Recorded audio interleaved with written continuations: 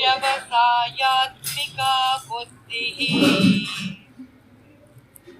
కురు నందన శాఖాహ్యనంతాశ్చ బుద్ధయో వ్యవసాయినా. ఓ కురువంశజుడా, ఈ దారిలో ఉన్న వారి బుద్ధి దృఢంగా స్థిరంగా ఉంటుంది మరియు వారి లక్ష్యము ఒకటే. కానీ దృఢ సంకల్పం లేని వారి బుద్ధి పరిపరి విధములుగా ఉంటుంది.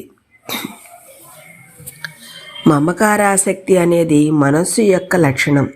ఇది ఎలా వ్యక్తమవుతుందంటే, మనస్సు పదే పదే మమకార వస్తువు విషయం వైపే పరుగుతీస్తుంది. అవి వ్యక్తులు, ఇంద్రియ విషయాలు, ప్రతిష్ట, శారీరక సుఖాలు, పరిస్థితులు మొదలగున్నవి కావచ్చు. కాబట్టి ఒక వ్యక్తి లేదా వస్తువు యొక్క తలంపు పదే పదే మనస్సుకు వస్తూ ఉంటే అది దాని పట్ల మన మనస్సుకి అనుబంధం ఏర్పడి ఉంది అన్నదానికి సూచన కావచ్చు. కానీ అనుబంధం, మమకారాసక్తి ఏర్పరచుకునేది మనస్సు అయినప్పుడు ఈ యొక్క అనుబంధ మమకార విషయాలలో శ్రీకృష్ణుడు బుద్ధిని ఎందుకు తీసుకొస్తున్నాడు? అనుబంధం మమకారాలను తొలగించటంలో బుద్ధికి ఏమైనా పాత్ర ఉందా? మన శరీరంలో సూక్ష్మమైన అంతఃకరణ ఉంటుంది. వ్యవహారికంగా దాన్ని హృదయం అంటారు. ఇది మనస్సు, బుద్ధి మరియు అహంకారం అనే వాటికి కలిగి ఉంటుంది. ఈ సూక్ష్మయంత్రంలో బుద్ధి అనేది మనస్సు కంటే ఉన్నతమైనది. బుద్ధి నిర్ణయాలు చేస్తే మనసు కోరికలను సృష్టించి బుద్ధి నిశ్చయించిన ఆ విషయం వస్తువులతో అనుబంధం పెంచుకుంటుంది. ఉదాహరణకి, ఒకవేళ బుద్ధి గనుక సంతోషానికి డబ్బే మూలం అని నిర్ణయిస్తే మనస్సు డబ్బు కోసం వెంపర్లాడుతుంది. ఒకవేళ పేరు ప్రఖ్యాతులే జీవితంలో ముఖ్యం అని బుద్ధి నిర్ణయిస్తే అప్పుడు మనసు పేరు ప్రతిష్టల కోసం వాంఛిస్తుంది. ఇంకో విధంగా చెప్పాలంటే, బుద్ధి యందు ఉన్న జ్ఞాన ప్రకారంగా మనస్సు కోరికల్ని పెంపొందించుకుంటుంది. రోజంతా మనం మనుష్యులం మనస్సుని బుద్ధి ద్వారా నియంత్రిస్తూనే ఉంటాం. ఇంట్లో కూర్చున్నప్పుడు హాయిగా కాళ్ళు చాపుకొని మనస్సుకు నచ్చినట్టుగా కూర్చుంటాం. కానీ కార్యాలయంలో కూర్చున్నప్పుడు అధికారికంగా కూర్చుంటాం.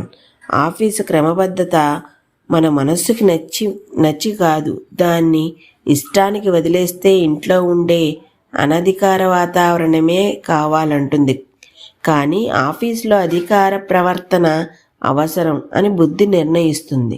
కాబట్టి బుద్ధి అనేది మనస్సుని నియంత్రించటం వలన మనస్సు యొక్క సహజ స్వభావానికి విరుద్ధంగా కార్యాలయ మర్యాద కోసం మనం రోజంతా నిబద్ధతతో ఆఫీసులో కూర్చుంటాం.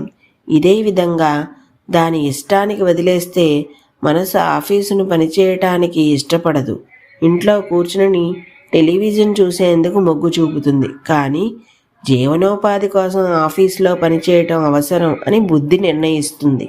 కాబట్టి మళ్ళీ మనస్సు యొక్క సహజ స్వభావాన్ని బుద్ధి నియంత్రిస్తుంది. మరియు జనులు రోజుకి 8 గంటలు లేదా ఆ పైగా పనిచేస్తారు. ఈ పై ఉదాహరణలు మానవులుగా మన బుద్ధికి మనస్సుని నియంత్రించే సామర్థ్యం ఉంది అని నిరూపిస్తున్నాయి. ఈ విధంగా మన సరైన విజ్ఞానంతో బుద్ధిని పెంపొందించుకుని సరైన దిశలో మనసుకి మార్గనిర్దేశం చేయడానికి దాన్ని ఉపయోగించాలి. బుద్ధి యోగం అంటే అన్ని పనులు భగవంతుని ప్రీతి కోసమే అని బుద్ధిలో దృఢ నిశ్చయం చేసుకోవటం ద్వారా కర్మఫలాల పట్ల ఆసక్తిరహితంగా ఉండగలిగే కళ.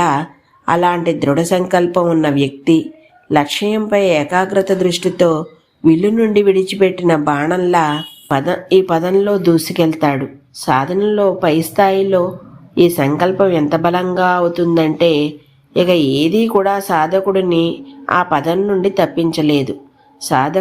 సాధకురాలు ఇలా అనుకుంటారు, ఎన్ని కోట్లు అవాంతరాలు నా దారిలో వచ్చినా, ప్రపంచమంతా నన్ను ఖండించినా, నా ప్రాణాలే వదిలేయాల్సి వచ్చినా నా సాధనని మాత్రం విడిచిపెట్టను అని. కానీ ఎవరి బుద్ధి పలు విధాలుగా ఉంటుందో వారి మనసు ఎన్నో దిశలలో పరిగెడుతుంది.